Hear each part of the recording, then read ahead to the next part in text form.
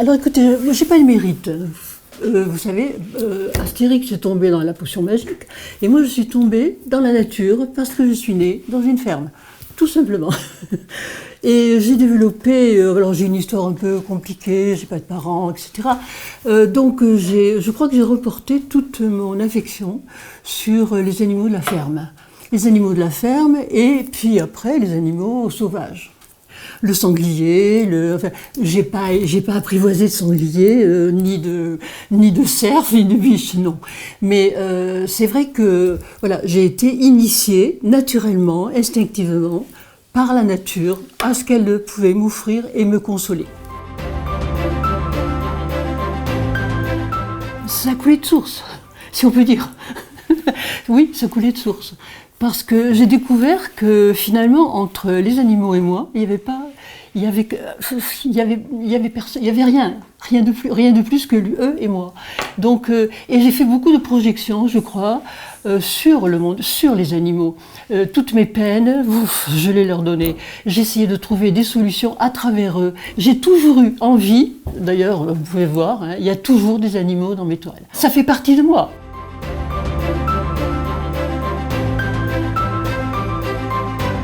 Le monde des oiseaux, disons, je vous dirais, c'est parce que c'est plus facile. C'est plus facile de voir un pinson ou une mésange, que j'appelle d'ailleurs mésange, M-E-S, ange, après écoutez, parce qu'on se comprend très bien ensemble. Je m'identifie beaucoup. Je fais de l'anthropomorphisme, hein, je le sais, mais c'est comme ça. Je ressens des choses, certaines choses comme ça.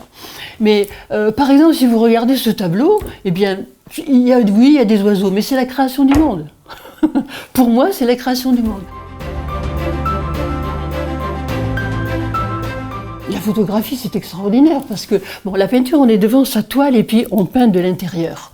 Mais la photographie, il faut dire, ah bon, là je vais pas chercher, je vais attendre que l'animal se présente.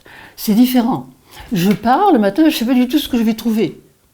Je pars avec mon trépied, mes appareils photo, et je me dis, ah ben c'est le printemps, voilà, tiens, je vais regarder ce qu'il y a sur les étangs. Et je vais au bord d'un étang, et bah tiens, voilà, un oiseau que j'attendais pas. Par exemple, une bergeronnette grise. Ben, normalement, elle n'est pas là, mais là, elle était là. Et je peux passer la journée à la photographier, à l'attendre, à voir ce qu'elle fait. Elle repart, elle revient. Moi, j'attends, je suis là. Et voilà. Et je fais pour tous les oiseaux pareil.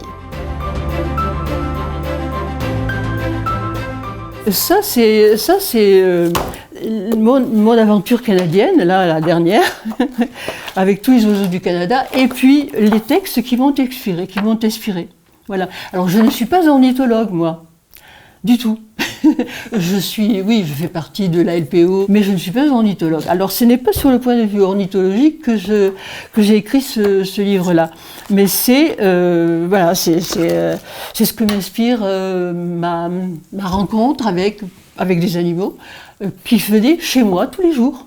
Un renard, des ratons laveurs, beaucoup d'oiseaux, des cerfs, des biches.